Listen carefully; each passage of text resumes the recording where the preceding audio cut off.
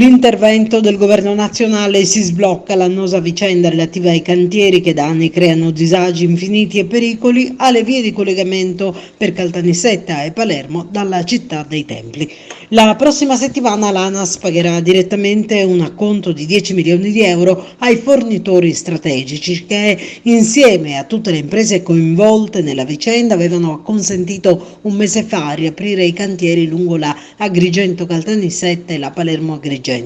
È stato stabilito dal tavolo interistituzionale aperto dal Ministero delle Infrastrutture sulla vertenza dei creditori siciliani della CMC di Ravenna. Siamo fiduciosi che questa decisione, purché avverte il Comitato dei creditori siciliani della CMC, sia solo il punto di partenza di un rapido percorso che, grazie all'impegno di tutte le competenze riunite al tavolo, porti il governo nazionale ad individuare una soluzione legislativa, autorizzi la Regione, nel pieno rispetto del quadro normativo nazionale ed europeo, mediante questo strumento ad hoc, ad erogarci in conto di anticipazione e risarcimento la restante somma già individuata dalla stessa Regione per coprire gli interessi pregressi.